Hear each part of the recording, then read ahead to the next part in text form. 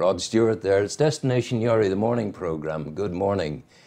Newry and morning, the entire world out there. And good morning to you. Cormac Campbell, how are you this morning? Not so bad, Ron. You look like a man stung by not having got your One Direction tickets. You've been queuing up in Warren Point for your Van Morrison tickets. Isn't it great they're getting Van Morrison to Warren Point? It's definitely to ring an endorsement of the quality of the festival. Absolutely, absolutely. So. One Direction, are they going to it as well? No, they were in Peru. They got into difficulty in Peru because the fans all charged and people were injured. And that's it. They're a musical group, aren't they, One Direction? Just about. I don't know them, you see. I know different kind of music, a different kind of era, you know. Your tours, talking about show business, are starting on Saturday. Yeah, I have a couple of tours on Saturday. Yeah. So, Heart of Newry tours. Yeah, a bit of the history of the city and the town, and political, social, some of the personalities, folklore, things like that. So if you want to do that, get on to newrytours@gmail.com or newrytours@gmail.com. That's not why I'm here, Rowan. I know that, but I mean, we're not putting ring fencing anything. We talk about everything. That's right. So, go ahead. You couldn't have escaped the horror that happened at Newry Glass over the weekend with the fire that killed over 4,000 pigs. Now, moving the story forward, the council looks at to form a task force to see what they could possibly do to help the farmer. I mean, 4,000 pigs, that's a big business, you know, in the area. So it was horrific, really, what happened. Yeah. Stephen Philpott put it into some kind of context from a humanitarian point of view, saying that the suffering was unimaginable, of course. Yeah. He was giving voice to that which we all felt.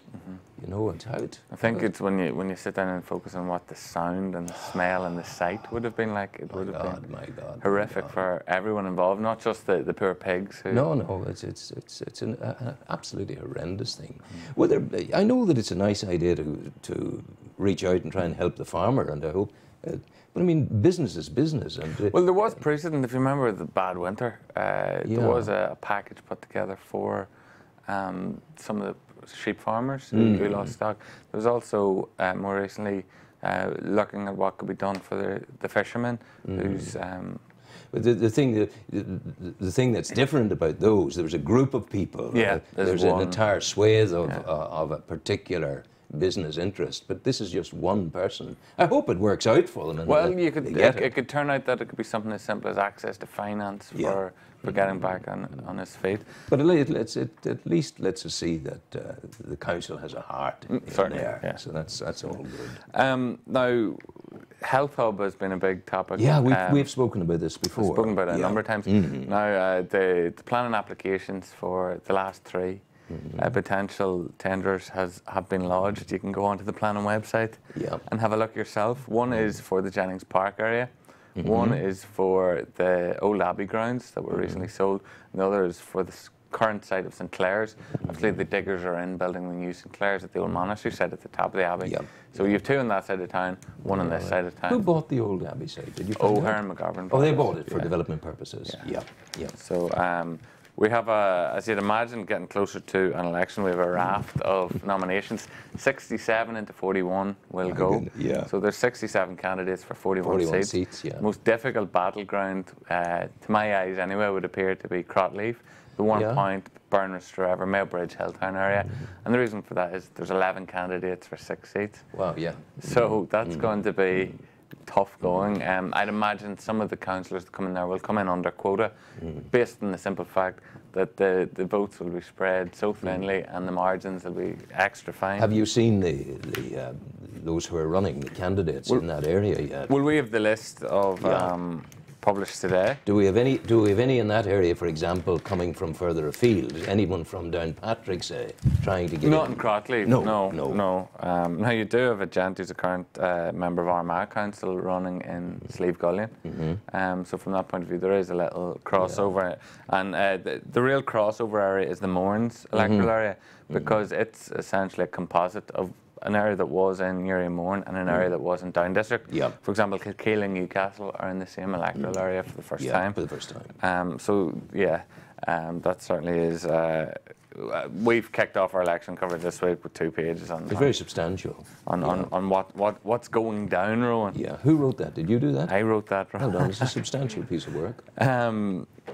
I suppose it's quite a busy week. We've also got quite a large supplement on the Giro.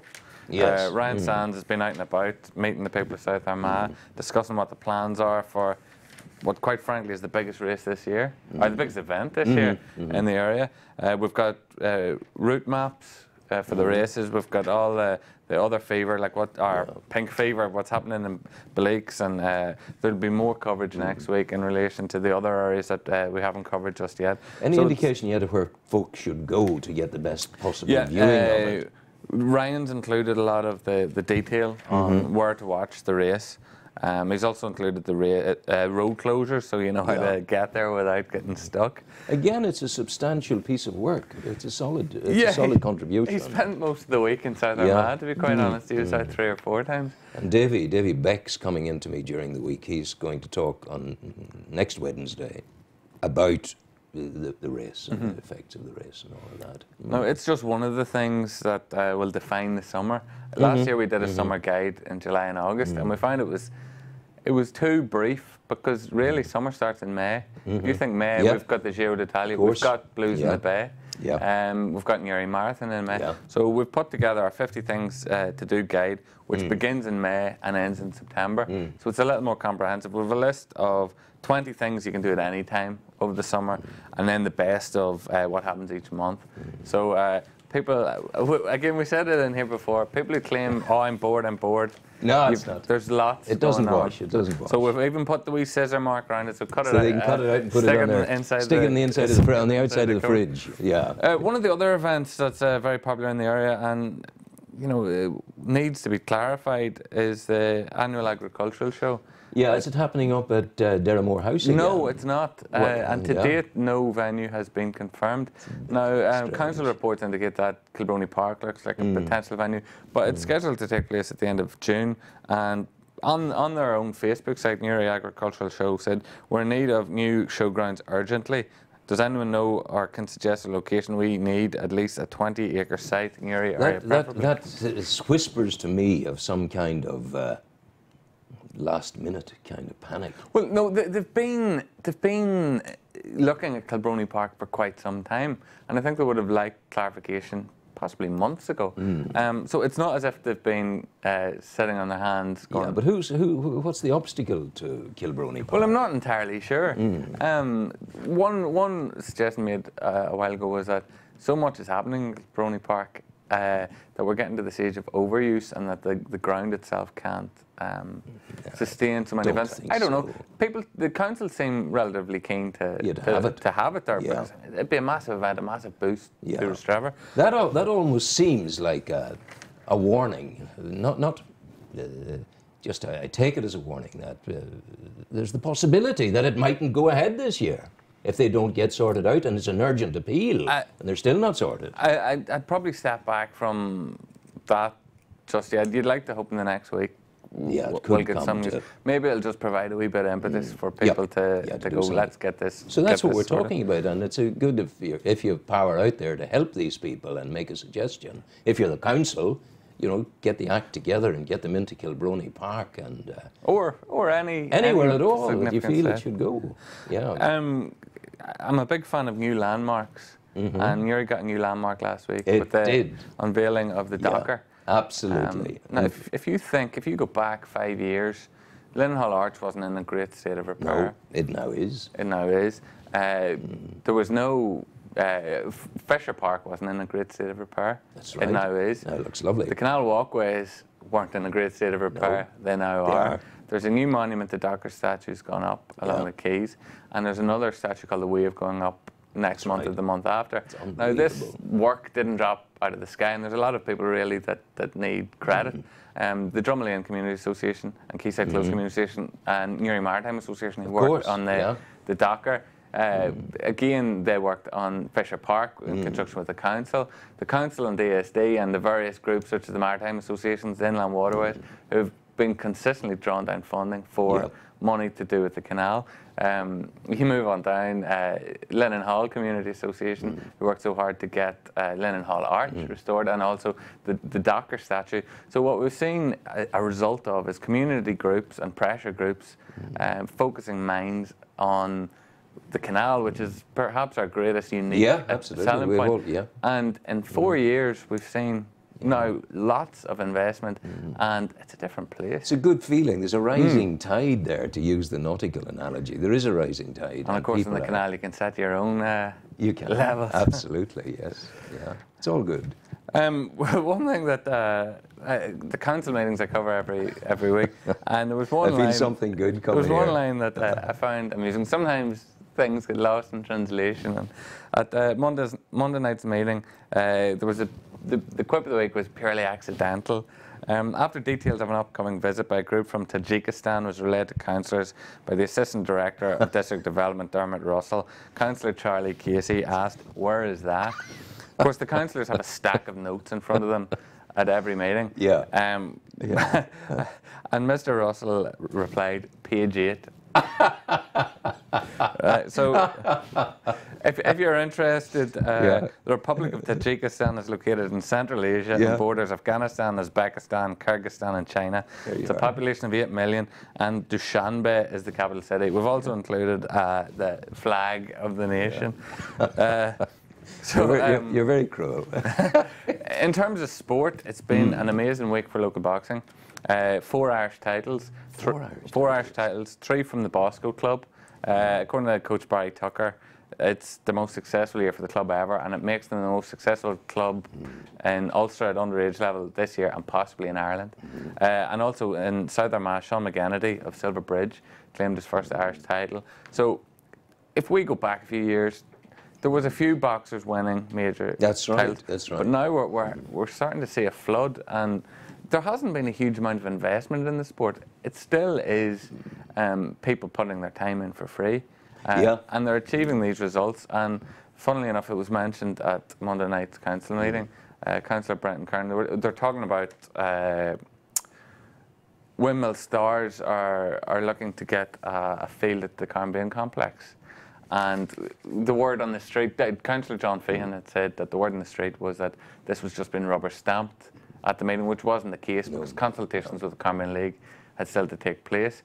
Now, Councillor Kern had argued that there needs to be a broader sports sort of strategy in the area. I think there's a lot of sense in that, all right. Certainly, and he mentioned boxing as one of the sports that was producing results but hadn't seen any sort of real investment.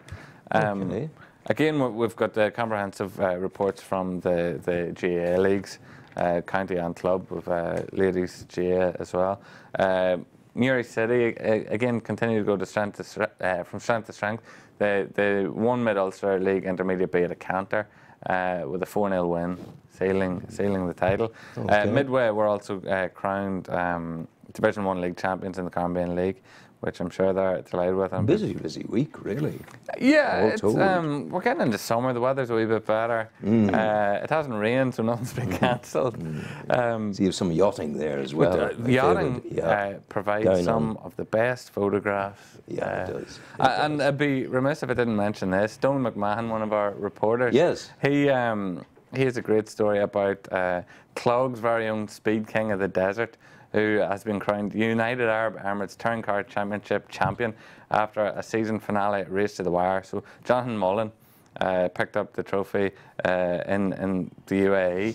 Now, funny, Jonathan issued a statement to the international press in which he personally thanked Donald for all his Irish sort of media partner, which was a bit of a thrill. Oh, yeah. So, especially when international sports included. So what's beckoning for you this week? For myself, election coverage. Of course. That's. You don't get bored with the elections, do you? I get quite excited, to really? be honest. You take it seriously and you're enthusiastic. I don't particularly care who wins. No. It's sort of like, I wouldn't say soap opera, but it's sort of like it's something very definite happening that has a bearing on the next 4 years of your life, possibly more, because the decisions the council make, define the area. Of course. So from that point of view, I'm very interested in how it turns out. And I've been frantically trying to do my sums, haven't seen the candidate list. And in some areas, it's fairly straightforward to call. In others, it's going to be very difficult. You need to put on your best hat as a psephologist in order to bring it home to roost. I think the political parties have been doing that. Now, here's just an example of the type of decision the councillors will have to make. There's application in for funding for 3 playgrounds. Yes. 2 of which are in the Fuse area at present, and the other is in the Crotleaf area. The problem being is that under the new council, the 2 in the Fuse area move into the Crotleaf area as well. So all 3 playgrounds would be in Crotleaf. Now, the council is looking at dividing funding equally among electoral areas, which creates the problem is Crotleaf. People from outside Crotleaf may view it that they're getting too big a share of the pie, at which case the council risks losing £247,000 of funding from SOAR. They'd have to match fund it, of course, so there would be a council input into this. So Councillor Gillian Fitzpatrick, she has, it's in her area, but she's been vociferous in supporting the 3 play parks. She says you don't let funding go. You don't drop funding. And Councillor Terry Hurdy, at the meeting, he said that the money needs to be spent by September. Now, the money hasn't been signed over, but they expect it to be signed over. Now, Councillor Fitzpatrick has said if they get the money as late as August, they can still go ahead with the project. But there is a tough decision there to be made. And there'll be more of that to come, no doubt. Yeah, indeed. Certainly. Listen, thanks for coming in. No problem. We'll see you next week. You will. Have a good week. Take care. All the best. That's Cormac from the Newry Reporter, doing his thing on a weekly basis here on the Wednesday morning. And from next week on, we'll have the Newry Democrat on the Tuesday. So you're getting both sides of the Newry local journalism coin. And maybe some more to come as well. Who can say? Some music for you now, sir.